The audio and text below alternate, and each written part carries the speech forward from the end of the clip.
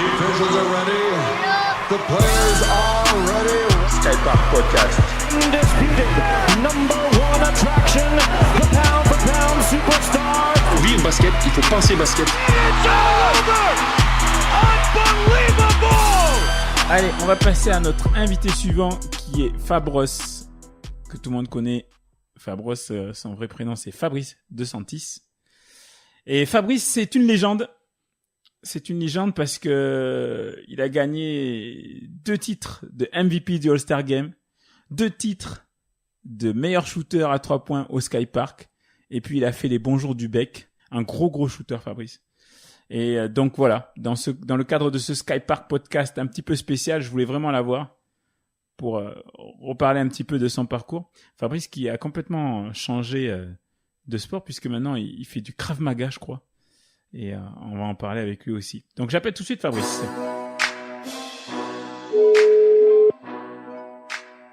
Allô ? Allô, bonjour. Bonsoir. Je cherche à joindre Fabrice De Santis. Est-ce que je suis au bon numéro ? C'est la bonne personne, oui, c'est moi. Vous êtes Fabrice De Santis ? Oui, je suis Fabrice De Santis, oui. Mais qu'est-ce qui vous est arrivé ? Vous avez pris un coup dans les parties, Fabrice De Santis ? Je suis assise sur mes boules. Attends 2 secondes. Ah, ça va mieux. Ça va ou quoi? Il est fou, ce mec. T'es un taré. T'es un taré. Bon, comment va? Ça va et toi? Ça va, tranquille. Bon. Fabrice, je suis avec Steve aujourd'hui pour l'occasion. Skypark spécial. Steve est avec moi. Salut Fabrice. Non. Si, mais je t'avais reconnu, hein, ta voix du début. Vas-y, attends, redis. Salut Fabrice. C'est pas là. Non, c'est pas Fall, hein, c'est Steve. C'est qui? C'est Steve. Steve Némouté. C'est fou, la ça. même voix, on les connaît, vous êtes frères depuis longtemps, vous? Ah, on a la même voix, le même talent, le même basket. Ah, voilà, ça y est, maintenant qu'il dit ça, oui, je comprends mieux, j'entends mieux. Ah, là, c'est bon, tu l'as reconnu. Bon, Fabrice. Merci beaucoup d'avoir accepté l'invitation à ce podcast. Attends, juste la question, on est en direct là? On est en live. Tout à fait. Oh merde. On est en live. D'accord, faut pas que je fasse ce bordel alors. Vas-y, fais-toi beau. Bon, même si on ne verra Merci pour pas. les 500 balles au fait, Ablaï. Il est bête. Hein? Mais Non, je suis content de gagner le trophée du Skypark cette année, donc ça me fait plaisir. Ne Les gamins vont être contents. le Quoi. dis pas, personne n'est au courant. D'accord. Bon, Fabrice, ce que je disais, c'est que là, on a la chance d'avoir une légende du basket girondin au téléphone. Bien sûr. Non, alors, je vais essayer de parler sérieusement. Moi, Allez, bon, on est sérieux. le terme légende, c'est vrai qu'il est un petit peu galvaudé. Mais il faut dire la vérité. Il faut remettre tout ça dans son contexte. Et il faut dire la vérité. Je pense que tu as marqué le basket girondin, clairement. Tu vois? Ah ouais, carrément. Ouais, je pense. J'y crois pas, mais honnêtement, je te crois, pense. moi, vas-y. Parce que ouais? Oui, je pense. Et je vais te dire pourquoi. Parce que je pense que rares sont les gens qui ne te connaissent pas et qui ont évolué dans le basket. On va dire dans le début des années 2000 parce que bon maintenant la jeune génération est arrivée, on est des vieux, c'est ça. mais il y a peut-être 10 ans de ça, si on cherchait un shooter, on pouvait pas ne pas te citer. Ah ouais. Je pense, tu vois, je pense dans le basket girondin. Mais tu sais que c'est venu très tard hein, quand même que je me mette à shooter. Et alors tout ça on va en parler, Fabrice, parce que moi il y a une particularité chez toi, c'est que je trouve que t'es devenu meilleur à la fin. Sur le tard. Et donc ben oui, c'est clair. On va en parler. Mais avant de parler de ça, je voudrais que tu nous parles un petit peu de tes débuts, Fabrice. Où est-ce que tu as commencé? Je crois à Chanteclair, si je dis pas de bêtises. Alors, j'ai commencé à Chanteclair en 92. Septembre 92 en fait. J'ai arrêté le handball et pendant les entraînements de handball, en fait, moi je joue au basket. Donc l'entraîneur, il a commencé à péter les plombs et je lui ai dit que j'allais arrêter le hand. Donc j'ai commencé en 92, à jouer. Mais tu vois, j'ai commencé au GP3 en fait, avec les frères Bécard. Il y avait Charles Mendibourg, il y en avait plein. Et du coup, en fait, si tu veux, ça a commencé comme ça. Donc je savais manier le ballon de par le handball, tu vois, mais par contre, je savais pas faire une passe. Je croquais la balle comme un porc. C'était l'époque des JO. C'est les JO qui vous ont donné envie à tous de descendre sur le terrain? Ah, mais moi, je connaissais pas du tout je connaissais aucune star. Ah, d'accord. Je connaissais rien du tout. Et je suis tombé après dessus par hasard, tu vois, en m'intéressant. Après, c'est venu avec Vignas, avec Benoît Vignon. Okay. Tu vois, quand je me suis inscrit à Chanteclair, du coup, j'ai vu Benoît qui était dernière année cadet. Et là, j'ai dit, c'est quoi ce machin? Le mec, il met tout, il shoot d'hyper loin. J'ai dit, putain, moi, j'aimerais bien être comme ça, tu vois. Ouais. Donc, ça a été ma référence au départ, ouais. Mais je pense que ça a été même la référence de pas mal de monde, quand même. Parce qu'il était assez atypique, tu vois. Il était mal aimé, il avait un comportement, tu sais, voilà. Tu pouvais pas ne pas te retourner, de toute façon, dès qu'il était sur un terrain, il attirait du monde, de toute façon. Que ce soit dans le bon ou dans le mauvais, t'étais là pour le voir, de toute façon. Donc, Benoît Vigneault qui coach à NBA maintenant? Ouais, c'est exactement ça. Et lui, il m'a donné, tu vois, cette envie de gagne, mais de suite, en fait. Parce que j'ai commencé avec sa mère, en fait, qui m'a entraîné, tout ça. Donc dehors, tu vois, c'était au Patro à Chanteclair, là-bas. Et puis on a bouffé des bases, et je me suis fait atomiser. La première année minime, je me suis fait atomiser, en fait. Parce que j'en ai pris plein la gueule de partout. T'es personnel, tu sais pas faire une passe, tu vois, je me prenais pour Jordan, mais j'avais eu 2 matchs de lui, tu vois. Je voyais Benoît qui tirait à 10 mètres, moi je tirais à 10 mètres. Tu sais, j'envoyais des sachets, c'était horrible. Mais bon, voilà, après, petit à petit, j'ai continué. Bon, je voyais que j'avais des facilités de temps en temps par rapport au niveau, mais Benoît m'a dit, écoute, tu vas venir essayer en minime 1. Et puis là, je suis tombé avec les Pargades, les Goupil, les Payot. Et puis là, laisse tomber, quoi. Je me suis dit, physiquement... Ouais, parce que t'es pas très grand. Tu peux dire ta taille pour ceux qui nous écoutent? Je fais à peine 1,70. Hein. Donc, Benoît m'a dit très tôt, voilà, tu fais 1m70, il va falloir que tu compenses quelque part. Ouais. Il me dit, je sais pas où encore, mais il faut que tu compenses. Donc, tu vois, lui aussi est très incertain, donc ça tombe bien. Et donc je me souviens, le premier entraînement, c'était au GP1. Tous les mecs, ils étaient en train de faire une série de shoots par 2. Ouais. Et moi, il m'a dit, tiens, tu prends un medicine ball, tu t'assois par terre, et d'en bas, il me dit, t'essaies de mettre un panier. Je te jure, c'est véridique. Et j'étais avec Payot, et je me souviens que le seul cri que je pouvais sortir, c'était Ish. Tu vois, ouais. C'était ça. Je peux pas te dire pourquoi. Et Payot, depuis ce jour-là, il m'appelle Ish. Parce que j'arrivais même pas à jeter le ballon à 1m50. J'y arrivais pas. Et Benoît m'a dit, voilà, tu fais un entraînement, tu fais que de ça. Et là, j'ai dit, mon con, c'est pas gagné. Alors, donc, juste tu vois, après, avant de revenir à ton parcours, est-ce que tu as une idée du pourquoi la formation à la mode Vigneault, elle fonctionne? Parce que il y a plein de joueurs qui en sont sortis. Ouais. Mais moi, je sais pourquoi. Parce que si tu veux, je pense que Benoît, en fait, très tôt, il a composé avec les gabarits qu'il avait, tu vois. Et en fait, il avait cette culture, lui, de Chicago, parce que il a toujours été défenseur de Jojo depuis ses débuts. Mm-hmm. Et si tu veux, la team qu'on avait, même avant moi quand j'étais minime, et je te parle de l'époque minime 1, il y avait Malik et tout ça à Wadi. Ouais. Donc ils avaient déjà une grosse équipe parce qu'ils avaient fait un tournoi international en Espagne et tout ça machin. Et en fait, il a composé et il a fait de son cheval de bataille en fait le physique, tu vois. Et c'est vrai que physiquement, on arrivait à faire des choses en bouffant du mardi et du jeudi des entraînements mais de psychopathes. Moi, j'en ai vu vomir, j'en ai vu qui abandonnaient l'entraînement parce que ils voulaient essayer et venir chez nous parce qu'ils avaient entendu dire que. Mais Benoît, ça a toujours été ça. Ça a été que du mental. Ouais. Moi, j'ai vu des entraînements quand j'étais cadet première année. J'ai vu des entraînements où en fait, il était au milieu, tu sais, on s'est chauffé pendant 10 minutes. Et en fait, il nous disait, courez, je vais réfléchir aux exercices. Et bien en fait, on a couru 1h30. Il dit, désolé les gars, j'ai pas d'idée, désolé. Parce et on se regardait, je te jure, c'est véridique. Non mais c'est à mourir de rire maintenant quand il repense. Même lui, je pense qu'il en rigolerait. Et lui, il faisait des shoots, tu vois. Alors des fois, il y avait la musique de Johnny, il mettait le poste. Nous, on courait. Et puis tu le voyais à un moment donné, il dit, vous êtes 10. Il dit, je veux 6 sur 10 au lancer franc. 6 sur 10, vous allez boire. Et bien, à chaque fois, tu ratais. T'étais à 5 sur 10 et on pétait les plombs. Allez, c'est reparti. Oh putain. Et 1h30 comme ça, à courir. Désolé les gars, j'ai pas préparé la séance ce soir. Je suis désolé.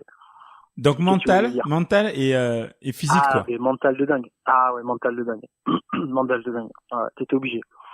Lui, il voulait qu'on soit la meilleure défense. On travaillait les zones presse pendant tout le match. À l'entraînement, c'était que ça. Mm-hmm. Moi, j'avais pas de second meneur, donc tu vois, moi, je m'amusais à tricoter le ballon. Mm-hmm. Mais après, voilà, quand tu bouffais en défense, c'était hard, hein, c'était hard. Mais ouais, ça a forgé. Hein. Ça a forgé Tu le craignais à l'époque? Tu le craignais Enfin, quand je te dis Benoît, ouais. Est-ce que tu le craignais dans le sens où si tu faisais pas ce qu'il te demandait, est-ce que tu craignais vraiment que voilà Non, je sais pas. Je vais pas dire que je le craignais. Moi, le problème que j'avais quand j'ai commencé le basket, c'est que je me mettais la pression parce que j'étais pas un grand passeur en fait. Tu vois, donc j'ai vite été comparé moi à Sébastien Goupil, à Gilles Grama et compagnie. Ouais. Tu vois, mais bon, Grama, il était 10 crans au-dessus, tu vois, il est né dedans, il avait une vista, voilà, qu'on n'a même plus besoin de démontrer. Et donc, de suite, si tu veux, moi, j'ai un petit peu été avec ça a été Chanteclair-Bouscat, ça a été la guerre, on avait fait la Coupe 33, on est arrivé en finale contre eux, on a pris 25 points, Hugues Nadal, il nous en a mis 30 tout seul, enfin, ça a été, moi, j'ai passé 6 mois à préparer une boîte sur Fred Rocco, enfin ça a été du grand n'importe quoi et en fait c'est Hugues qui nous a torché. Mais je le craignais pas, c'est que Benoît, ben il avait cette sensation du basket, tu vois, il avait ce jeu, ce truc là que moi j'avais pas. Donc quand il m'a mis capitaine, c'était difficile des fois d'essayer de retranscrire sur le terrain ce que lui voulait. Il y a des moments ça marchait, mais il savait pertinemment de toute façon que moi je marchais à la pression, donc il fallait qu'il me coache dans le bon sens, sinon quand j'étais plus jeune je perdais mes moyens rapidement. Moi si tu veux mon avis, je l'ai eu Benoît en tant que coach aussi, et Benoît, j'ai essayé de l'avoir dans le podcast, il m'a un petit peu snobé, mais s'il nous écoute, d'accord, je lâche pas l'affaire Benoît, j'essaierai de t'avoir de nouveau dans le podcast. Et le truc, c'est que il faut. Il y a des imbéciles qui changent pas d'avis. J'aimerais bien. Et en fait, le truc, c'est que Benoît, bon, moi, je te dis honnêtement, je le craignais un petit peu. Mais je trouve que sa force, c'est que il arrivait à faire en sorte que tu aies envie de te tuer pour lui, quoi. Tu vois? Moi, je me souviens que on avait envie de se saigner pour la team. Et ça, je l'ai retrouvé nulle part ailleurs tout le restant de ma carrière, quoi. T'es d'accord avec ça? Ah, c'est ça. Il te cultive la gagne. Il te cultive la gagne parce qu'à l'arrivée, t'as l'impression de jouer pour les Detroit, tu vois, à l'arrivée. Tu te prends pour la famille Lembier, quoi. T'as envie de tout casser, quoi. Est-ce qu'il te parlait de l'œil du tigre aussi? Ouais, l'œil du tigre, non, lui, enfin, nous, il se foutait un peu de notre gueule parce que bon, on avait des physiques, tu veux. Moi, je ramenais ma gueule, mais il y avait Bell derrière moi, il y avait Pargade, il y avait Goupil, il y avait Peyo, donc moi, tu vois, je faisais la pute sur le terrain. Ouais. J'essayais de voler la balle, je faisais chier tout le monde, je griffais, je tapais, et puis derrière, tu savais qu'il y avait je savais que je risquais rien, tu vois. Moi, j'étais frêle, là, quand j'étais jeune, hein. Donc, mais petit à petit, c'est vrai que, tu vois, on a cultivé la gagne, et puis, tu vois, il a commencé après à me parler que, quand arriverait le moment d'aller en senior, il y aurait une place à prendre en meneur et tout ça. Donc, tu vois, c'était petit à petit, chacun a eu sa chance, il me disait tout le temps, tu vois. Et du coup, tu vois, j'ai continué moi à faire des contests avec lui. À chaque fois, c'était toujours les contests. Et puis petit à petit, je voulais que gagner en fait. Ouais. Et puis avec le GP3, tu vois, tous les étés où on s'est vu, où tu vois, on a eu des belles années à finir à 11h le soir, tu vois. Mais tout ça a cultivé. Moi, je me faisais démonter à la rentrée parce que je m'étais pas reposé, tu vois. Il me disait bon, t'es resté combien de temps sans jouer? Et je le regardais, j'ai dit je sais pas, je peux pas te dire. Bon, mais c'est bien. Tu vois, bon, maintenant j'en paye les conséquences, hein, tu vois, j'ai le corps un peu abîmé, mais je regrette rien, tu vois. Oui. Et vraiment, ça a été mais puis sa mère et son père aussi ils sont pour beaucoup parce que Colette tu vois, Colette et Patrice, moi je me souviens de moments mais plus que forts, tu vois. Moi je me souviens avoir joué contre les filles de Haïti à l'époque où Francis entraînait les filles. On avait demandé un match amical contre les filles, tu vois, pour nous faire travailler et puis faire travailler les filles. Et puis, forcément, quand tu joues contre des pros, tu vois, la vista, tu l'as pas, tu vois. Et je me souviens avoir joué avec Johan Buller. Ouais. Je suis parti du match en pleurant, mon pauvre. En pleurant. Johan qui m'est tombé dessus, mais t'es une grosse pipe, jamais tu seras un joueur de basket et tout, machin. Karine Marais, à l'époque, avait failli se battre contre Johan. Pour lui dire mais ça va pas de lui parler comme ça, et Benoît il dit mais ta gueule, on t'a pas sonné toi, mais je te promets, mais un sketch et la Colette, allez, faut pas que tu désespères et tout ça, faut passer par là. Mais je te jure, ah ouais, moi j'en ai bouffé. Ouais, parce que toi t'étais tout petit, chétif, t'étais pas, tu vois, c'est ouais, c'est ça. Et puis sur le tas tu t'es développé un peu, mais ouais, je pense que je me suis développé on va dire juste après Chanteclair, tu vois, quand je suis parti au Bouscat, en fait. Alors, justement, tu nous as parlé de Chanteclair et de la relation que tu avais avec Benoît, qui était assez forte. Ouais. Comment l'idée est venue de partir? Qu'est-ce qui s'est passé pour que tu partes? En fait, l'idée est partie que, moi, je suis parti à l'armée la dernière année où j'ai joué, où Claude Gissot est venu à Chanteclair. Il avait choisi de me prendre en première parce qu'il, justement, il trouvait que, voilà, j'étais à droit et tout ça, mais bon, que je croyais pas en mon shoot. Il me dit, par contre, quand t'es tout seul, il me dit, faut que t'apprennes à shooter et tout ça. Et je me souviens encore de moments en match où plusieurs fois, j'attends et j'entends, tu sais, dans la salle, mais shoot, tu vois. Et donc c'est parti de là. Et puis si tu veux, dans l'année, à l'armée, voilà, forcément, j'étais hyper affûté, j'ai perdu 12 kilos, donc je m'entraînais pas de la semaine, mais le vendredi soir je venais et quand je m'entraînais, j'avais des cannes. Mais si tu veux, le temps de jeu était pas là. Et ce qui s'est passé, Benoît, c'était un peu le fils du club, donc si tu veux, et tu veux être deuxième meneur derrière Benoît, c'est un peu compliqué, quoi. Parce que Benoît, il peut jouer à tous les postes, donc voilà. Donc il y a eu des moments où j'ai eu beaucoup de temps de jeu, d'autres moins. Mais on va dire qu'en règle générale, je partais, je jouais mes 3 minutes. Bon, après, tout le monde a connu ça la première année senior. Et puis en fait, après, j'ai décidé de partir parce que je me suis dit, c'est pas la peine, tu vois. J'ai eu trop de matchs où j'avais envie de jouer. Avec Alan, je me souviens, on tournait à l'échauffement, on était chaud. Alan faisait des matchs cadets et puis il venait renforcer l'équipe première. Et puis j'ai dit à un moment donné, vas-y Nick, je m'en vais.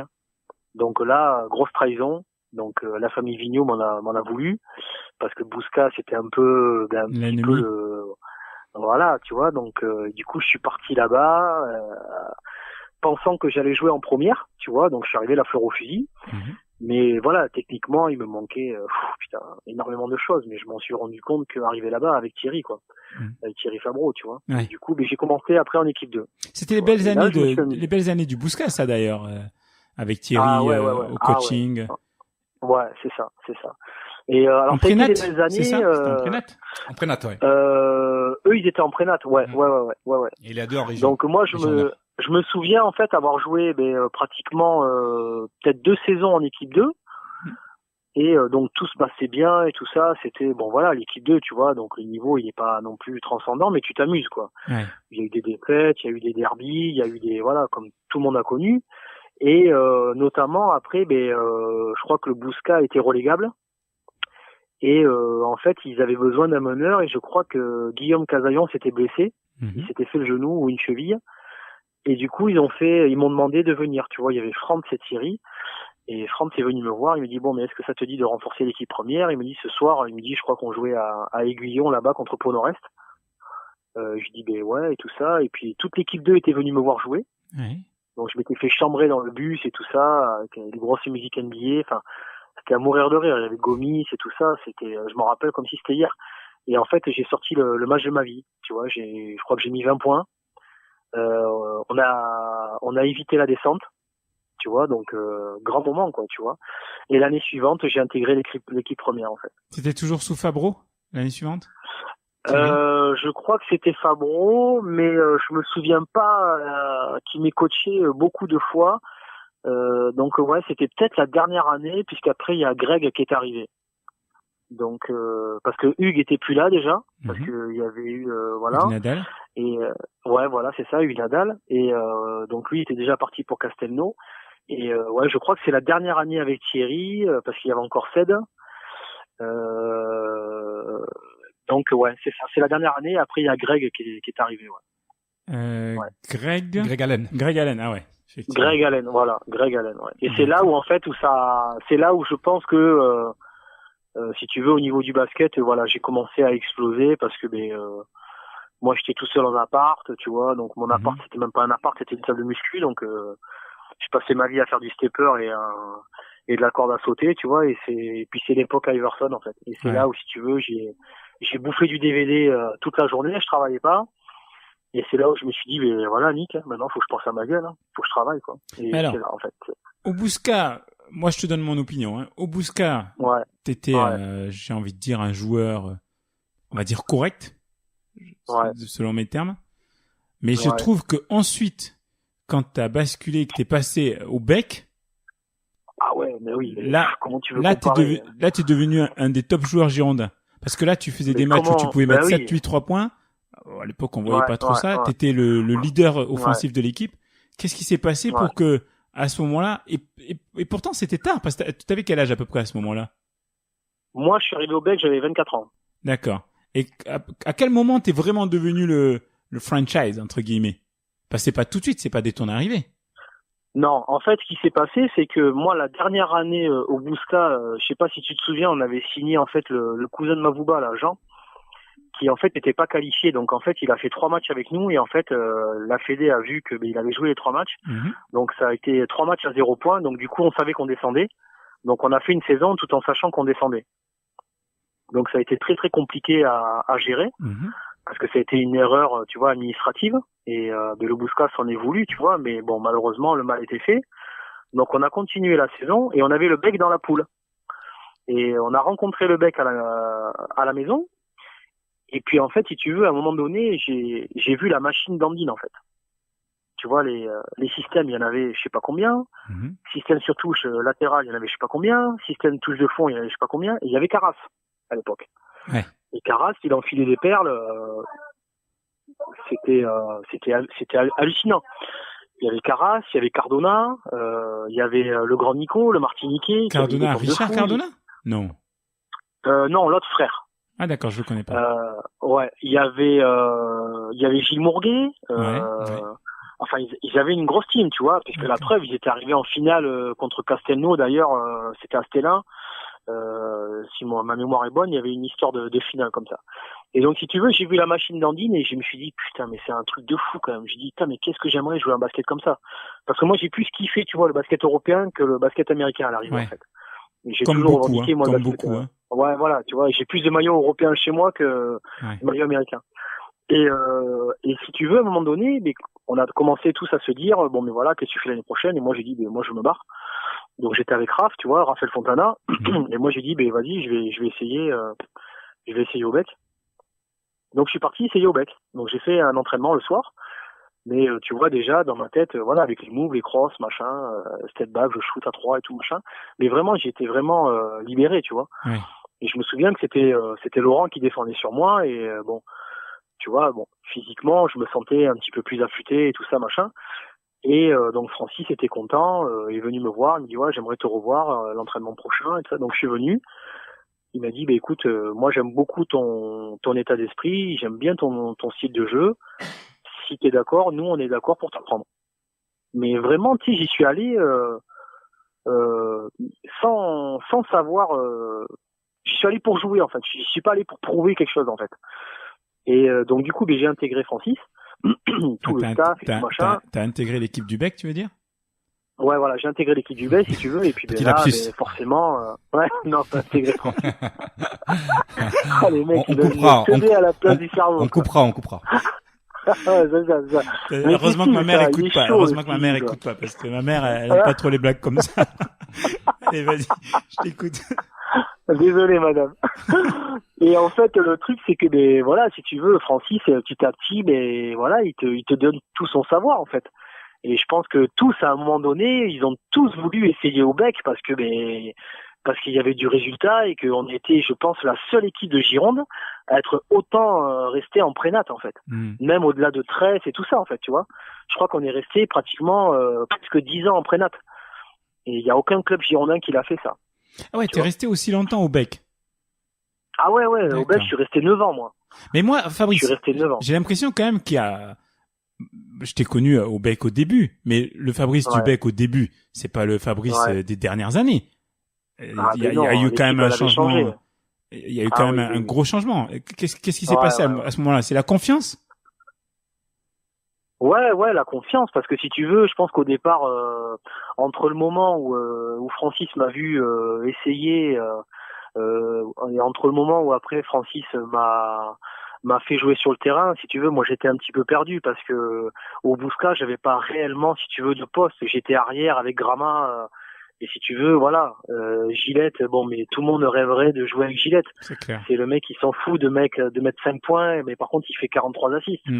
Donc, si tu veux, le gars, il t'a envoyé des caviars et puis toi, t'enfilais des perles. Si t'étais bon ce jour-là. Avec Francis, ça a été plus compliqué parce qu'il fallait vraiment avoir une lecture de jeu. Ça allait très très vite. Il fallait comprendre, tu vois, la passe de l'extra passe, aide de l'aide, tu vois, les rotations en défense et tout ça. Donc il a fallu vraiment mettre en place tout ça. Et bon, c'est passé que par l'entraînement, mais j'ai mis un petit moment à comprendre tout ça en fait. Mais dès l'instant où j'ai compris, putain, je me suis régalé. Je me suis régalé parce que t'es littéralement, on dirait un félin en fait qui attend sa proie, quoi. Tu vois, le ballon, tu sais où il va aller. C'est ça qui est fou. C'est que tu vois les pièges se refermer et puis tout le monde après, avec la team qu'on a eu à un moment donné où on a torché, on était bien, tu vois, on avait fait la moitié de la saison, on n'avait perdu aucun match. Avec Pipo, avec Bertrand, avec Romain Gédari, avec Raph, tu vois, enfin on avait une équipe de fous. Raph était costaud à cette époque-là aussi. Ah ouais, et ouais. Et attends, et je crois que l'année aussi on a eu Thierry. Et oui. On a eu Jerry aussi, je sais pas si tu te souviens, le Martiniquais. Ouais, je me souviens. Qui ressemblait à Barclay. Je me souviens. Voilà. Tu vois, quand on a joué Samazan et tout ça, machin, enfin, c'était des derbies, c'était fou, tu vois. Donc, si tu veux, mais Francis, voilà, petit à petit, il a composé avec son équipe, mais moi, j'ai passé des moments avec Francis, il m'a fait kiffer le basket, parce que c'est lui qui m'a fait croire en moi, en fait, hein. C'est lui qui m'a fait croire en moi, il m'a dit, mais tu te rends pas compte, il me dit, t'es un shooter, en fait. Je dis, ouais, enfin, je dis, je suis un shooter, je dis, comme tout le monde. Non, il me dit, non, t'es pas comme tout le monde, il me dit, t'es un shooter. Il me dit, t'es capable de prendre le feu, quoi. Ouais. Et petit à petit, je m'en suis rendu compte parce que c'est vrai qu'il y avait des moments, mais tu vois, t'as peut-être pu voir des matchs. Même moi, il y a des moments, j'étais surpris. Mais putain, tu balançais, ça rentrait. J'étais là, putain, c'est chaud quand même. Ouais. Mais à un moment donné, c'était devenu la norme pour toi. De mettre 3 points dans le match, c'était devenu la norme. Ah ouais, c'était le minimum. C'était le minimum, tu vois. C'est à chaque fois, moi, je me souviens qu'à chaque fois, avant les matchs, je me disais toujours, voilà, ce soir, c'est minimum temps. Ouais. Tu vois. Et c'est vrai qu'après, bon, tu vois, j'ai eu cette chance-là, tu vois, de faire des grosses perfs, de faire des gros scoring et tout ça. Donc j'en suis, tu vois, hyper content parce que je me dis au moins, mais tu vois, j'ai réussi en prénat à planter 38 points face à Oloron Sainte-Marie chez eux, tu vois, enfin des trucs comme ça, tu vois. Donc je me dis, ben voilà, je pense que j'ai fait mon petit chemin tranquille, mais grâce à tout le monde, parce que franchement, ça a contribué, hein. C'est Francis, il est pour beaucoup, quoi. Ouais. Ah ouais, vraiment. Ouais. J'allais te demander, à partir de quand, parce que comme on en a parlé sur la fin, effectivement, tu devenais, mais j'avais l'impression que année après année, t'étais de plus en plus fort, quoi. Et puis à un moment donné, t'as décidé d'arrêter. À partir de quand la décision est venue d'arrêter? Alors en fait, j'ai décidé d'arrêter parce que t'étais pas cuit physiquement. Physiquement, t'étais pas cuit. Ouais, c'est pas que j'étais pas cuit, mais en fait, je me rendais compte que si tu veux, chaque année, la prépa physique me demandait du temps. Parce que je ne supportais pas, si tu veux, mais moi je supporte pas de perdre comme beaucoup, tu vois, on a tous cette culture de la gagne. Et le truc c'est que après je pense que c'est aussi lié en fait avec le contexte dans lequel tu es au niveau du basket. Et si tu veux, donc après Francis est parti, il y a eu des hauts et des bas et tout ça machin. Guillaume Rubert a repris la place non sans démériter parce que franchement il est en place quand même le Guigui. Il était jeune, il avait 25 ans je crois à l'époque. Ouais, il nous a produit franchement du basket et bon moi je le respecte vraiment parce que j'ai jamais eu un mot plus haut que l'autre à son égard parce que c'est le coach. Faut avoir quand même, tu vois, un minimum de respect. Moi, je l'ai jamais atomisé. Bon, mais même vous êtes si descendu. de temps en temps, ouais, voilà. Même si tu sais qu'après c'est pas lui qui a le ballon, hein. Tu vois, je veux dire, c'est pas lui qui fait les passes à l'adversaire, c'est pas lui qui perd les ballons. Il peut faire n'importe quel système. Après, on avait tous de la bouteille avec Arnaud Gerbier, Raphaël Fontana et moi et compagnie pour pouvoir produire du jeu. Donc, si tu mets pas dedans, bon. Tu vois, faut se remettre en question. Donc petit à petit, si tu veux, les entraînements, les matchs et tout ça, je m'y retrouvais pas. Tu vois, il me manquait des petits trucs. Tu vois, j'ai eu plein de petits mots sur le terrain avec Pat et tout ça. Et puis à chaque fois, on se prenait la tête. Et puis je me disais putain, je commence à être décalé. Tu vois, moi quand je viens à l'entraînement, pour me mettre en condition pour le match. C'est pas le jour J, moi. Tu vois, c'est à l'entraînement que je bosse. C'est pas le jour J. Donc petit à petit, je me suis dit vas-y c'est bon, je m'arrache en fait. Donc je suis parti. J'ai dit c'est bon, préfère arrêter parce que je m'énervais trop sur le terrain. Tu vois, je devenais de moins en moins lucide. Et je me suis dit, bah, c'est bon, je vais arrêter de me prendre la tête et tu vois, c'est moche. Je vais pas finir comme ça, quoi. Parce qu'il y a eu des moments, c'était limite, tu vois. Ouais. Et j'ai failli m'en prendre aux arbitres une fois et je me suis dit, c'est bon, c'est le coup de grâce, en fait. J'ai dit, faut que j'arrête. Donc j'ai décidé d'arrêter, mais de me rapprocher. Tu vois, j'ai voulu partir à Saint-Bruno. Le gag. Alors, tu vois. raconte-nous en 2 mots Saint-Bruno. On va pas en parler trop longtemps, mais raconte-nous en 2 mots. Donc tu testes à Saint-Bruno. Et bon, ça s'est pas très bien passé. Je teste à Saint-Bruno. Bruno Laurent, je pense, est très content parce que ça se passe super bien et tout machin, tu vois. Il y avait Patrice Méviane aussi qui était venu. Donc tu vois, on n'avait rien à prouver. Tout le monde savait qu'on était du bec. Saint-Bruno, on les a eu dans la poule, on les a eu en coupe. Enfin, je veux dire, plus rien. C'était un derby, tu vois, où ça tapait un petit peu, tu vois. C'était le genre de match que j'aimais bien, moi. Parce que les mecs, il y avait du répondant, il y avait du trash et tout ça, donc c'était intéressant. Donc j'ai signé. Après, j'ai eu des petits pépins au niveau du genou. À force de jouer, mais tu vois, la vieillesse, j'étais obligé de me faire injecter du silicone dans le genou comme beaucoup, tu vois, parce que ça commençait à couiner. Donc si tu veux, la première partie de saison, je l'ai pas faite jusqu'à décembre. Mais par contre, j'étais là, tu vois, je venais au match et tout ça, machin. Je me suis remis dans le bain, je me suis préparé avec le kiné et tout machin. Je suis arrivé en janvier, j'étais frais. Je fais les entraînements et tout ça, tout se passait bien. Et puis, si tu veux, je sais pas si c'est peut-être on va appeler ça le leadership qui les a énervés, mais bon, voilà, tu vois, moi, l'équipe que j'avais sur le terrain, même à l'entraînement, je voulais pas qu'elle perde, donc, je drivais, tu vois, comme tu fais, comme tout le monde fait, tu vois ce que je veux dire. Ça a pas plu. Mais voilà, ça a pas plu, je pense que ça a pas plu, et si tu veux, il s'est passé un match à la maison où, j'ai pas joué et je suis rentré à 2 minutes de la fin et Bubu m'a dit t'as 2 minutes pour prouver. Je l'ai regardé, je suis ah ouais, t'es sérieux. Il me dit t'as 2 minutes pour prouver. Donc va prouver en 2 minutes quand c'est ton premier match. Donc forcément j'ai rien fait, tu vois, je m'appelle pas Stephen Curry. Donc du coup je suis sorti, il m'a pas fait rejouer. Et puis en plein milieu du troisième quart-temps, je lui ai demandé mes effets personnels qu'il avait gardés sur lui et je lui ai dit vas-y c'est bon, je m'arrache. Il m'a dit qu'est-ce que tu fais là, on est en plein match. J'ai dit mais vas-y, donne-moi mon alliance, je m'arrache. Je lui ai dit c'est bon, je lui ai dit tu me prends pour une buse, je m'arrache. Il me dit mais n'importe quoi, Fabros, il me dit arrête de péter les plombs. Non, je lui ai dit je me casse, c'est bon, ça sert à rien. Donc je me suis barré, je pense que ça a arrangé tout le monde. Et puis il m'a appelé au téléphone et puis il m'a dit voilà, si tu veux c'est un peu compliqué. Physiquement, il me dit moi j'ai plus besoin d'un lièvre que d'un marqueur. Il me dit j'ai mon branle que tu me mettes 20 points par match. Il dit par contre moi ce que je veux c'est que le mec en face tu me l'étouffes. Il me dit je veux pas que le meneur tu l'attendes en ligne médiane. Il me dit voilà, moi je veux que tu le presses pendant tout le match. T'as dit t'es trop vieux en gros quoi. Et bien en gros il me demandait des choses que je ne pouvais pas faire. Donc je lui dis écoute il y a pas de problème. Je lui dis si tu veux pas 20 points. Et ça s'est après répercuté avec Patrice qui a fait un match à 30 points et puis Bubu qui a dit moi j'en ai rien à foutre de tes 30 points. C'est tout. Donc en fait, on a été un petit peu catalogués comme des mecs qui avaient le boulard, qui sont arrivés en terrain conquis, et ça y est, on a joué en prénat, les mecs, enfin tu vois, c'était... Alors qu'à côté de ça, il y avait peut-être 2-3 personnes à l'entraînement le mardi, ils étaient 26 le jeudi, parce que c'était le jeudi qu'il allait faire la team, donc si tu veux, c'était un petit peu du aura basket. Bon, j'ai été remercié, écoute, je pense qu'ils m'ont rendu service, même avec Philippe Perrand, tu vois, j'ai eu des mots... Bon, quelque peu douteux, mais bon, je lui en tiens pas rigueur parce que moi, baskettement parlant, il m'a rien prouvé. Donc, comme il m'a dit, moi, je lui ai rien prouvé, je suis rien, machin chose. Je lui ai dit, écoute, il n'y a pas de souci. Bon, voilà, ça, tu vois, ça s'est terminé là. Comme dirait, qui disait ça? Jean-Michel Arquet, ils passeront pas leurs vacances ensemble. Ils passeront pas en vacances ensemble. Thierry ouais, voilà. C'est ça.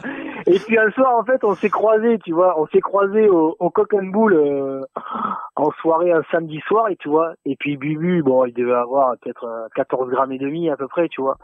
Et puis il m'a vu, et puis tu vois, il était là, oh putain, Fabro, je suis désolé, Fabro.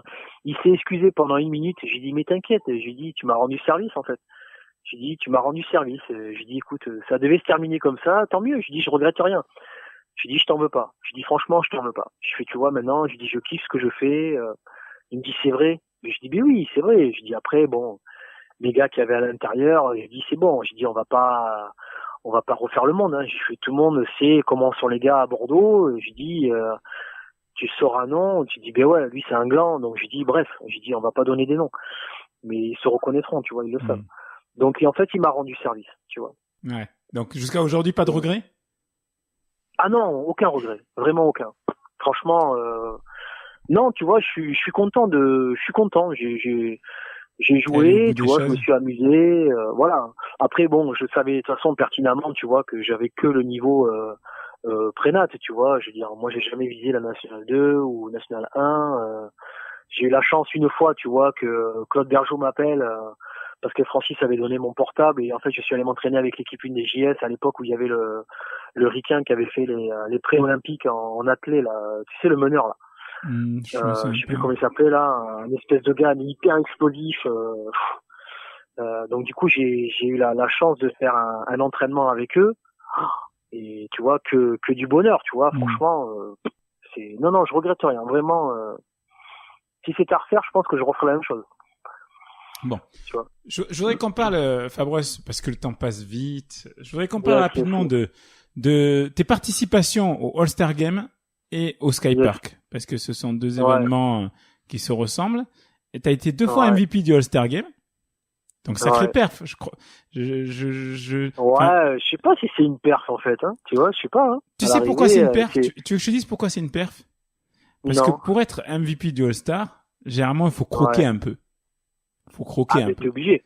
Et il faut faire le show. Hein. Et je pense que si on demande aux gens est-ce que Fabre c'était un croqueur au All-Star Game, je pense pas qu'ils diront c'est un croqueur. Tu vois ce que je veux te dire? Ouais, c'est ça. Tu vois? Donc t'as réussi tout en faisant le spectacle parce que t'étais vraiment dans le délire de faire le show, les dribbles, etc. Et puis en même temps performer. Et c'est quand même une perf. Et puis derrière t'as gagné. Il manque en fait. Vas-y, pardon. Il manque de la folie en fait dans les All-Stars en fait, tu vois. Ouais. Après, tu vois, c'est ce qui me caractérise, tu le sais. Hein. Oui, c'est clairement. Mais je pense qu'il manque de la folie en fait, tu vois. Il y a pas de les gens ils sont là pour voir un événement, tu vois, pas que des mecs qui marquent 20 points ouais, ou vrai, tu vois. C'est vrai. Mais ils sont là pour voir des duels, ils sont là pour voir des gars, ben vas-y, tu vois, fais style à tout le monde, écarte tout le monde, donne-moi le terrain, je fais un contre un contre lui. Tu vois, après, tu peux voir ça. Faut avoir les moyens de le faire aussi. Parce que toi, l'une de tes qualités, c'était ton dribble aussi. Tu vois, faut avoir les moyens de maîtriser le ballon comme ça pour pouvoir le faire. Ah Blague, il y en a plein qui ont le même dribble, sans déconner. Je suis pas très sûr. Ouais, je suis pas sûr. Hein. Alors vas-y, cite-moi-en. Après, je pense que c'est les cojones qu'il faut avoir. Hein. C'est tout. Hein. Je suis pas sûr, honnêtement. Fab, je suis pas sûr. Honnêtement, je suis pas sûr. Je sais pas. Des gars qui savent dribbler, ok, mais tu vas faire du freestyle un petit peu comme tu pouvais le faire. Il n'y en a pas tant que ça. Hein. Ouais. Mais la différence, en fait, c'est... Je pense que quand tu as des événements comme ça, ce qui va faire la différence, c'est de pas se prendre au sérieux, en fait. Et c'est là où tu es libéré, en fait.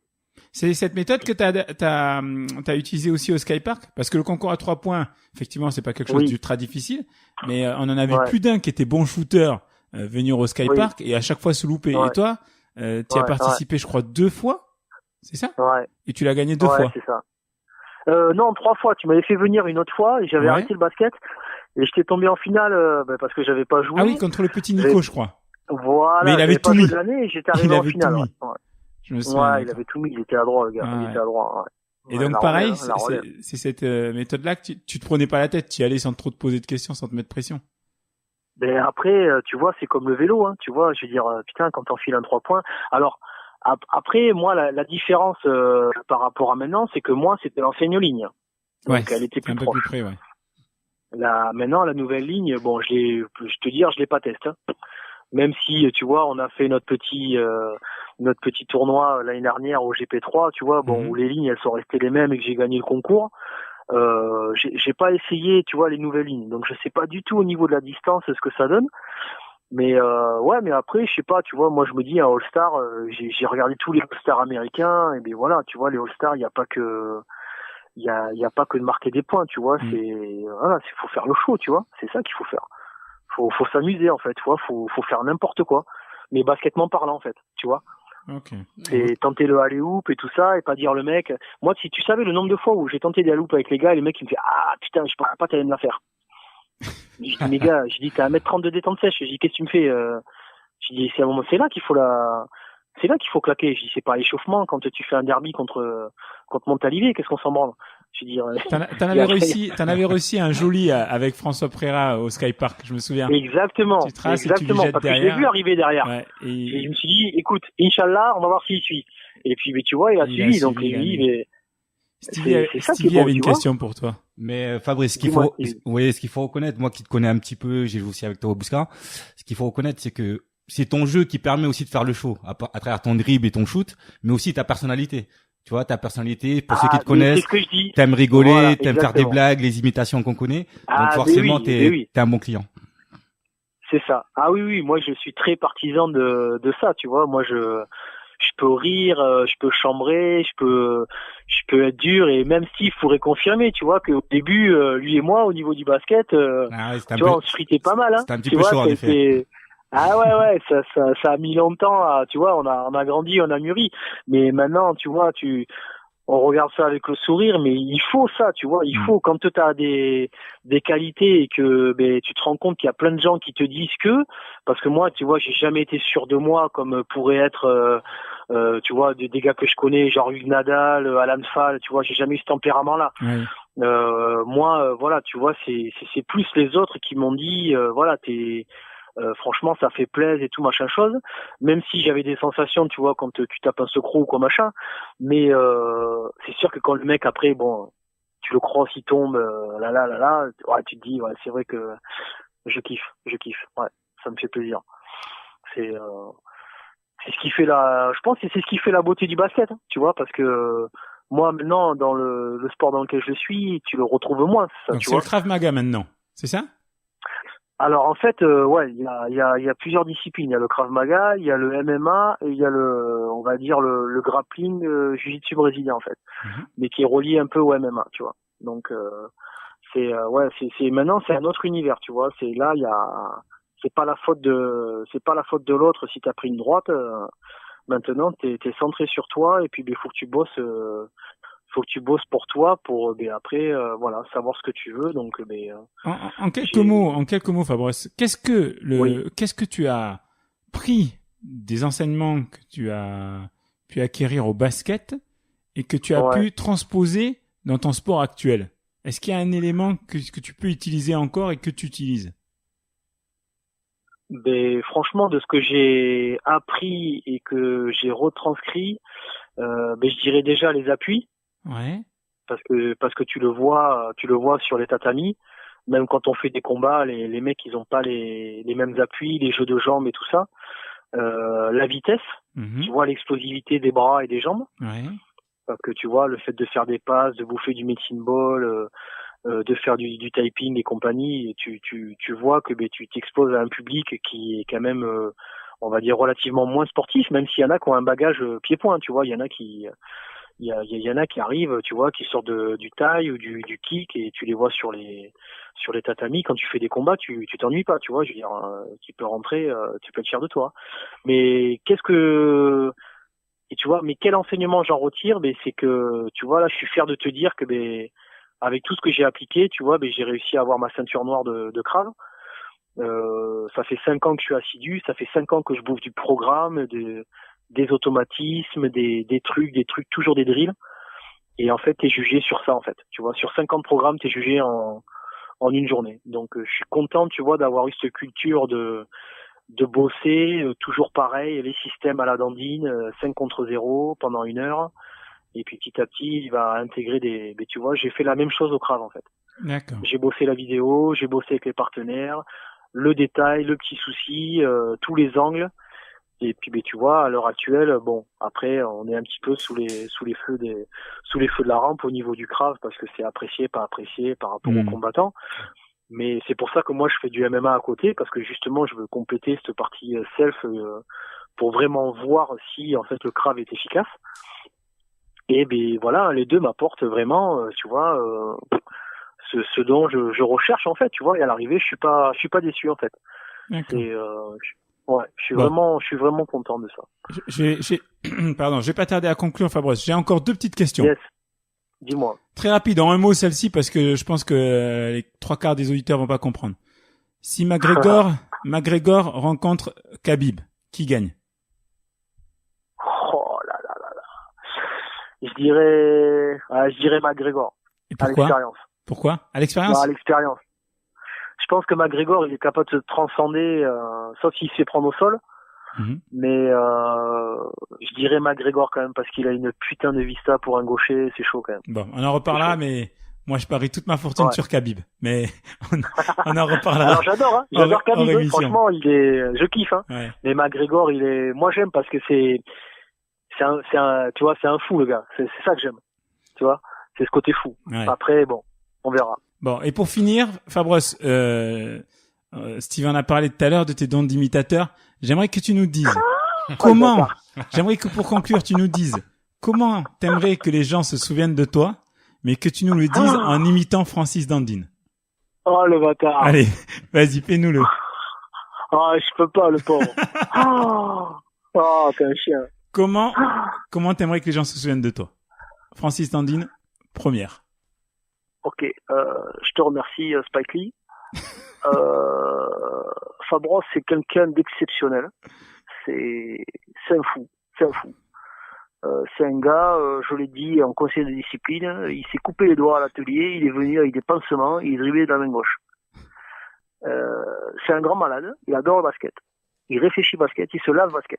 Je sais pas s'il roule pas d'ailleurs dans un ballon de basket. Il est exceptionnel. C'est un gars, on est obligé de l'aimer. Donc, qu'est-ce qu'il faut retenir de lui? Qu'est-ce qu'il faut? Bon, c'est bon, on a compris. Je pense qu'on va rester là. On a compris.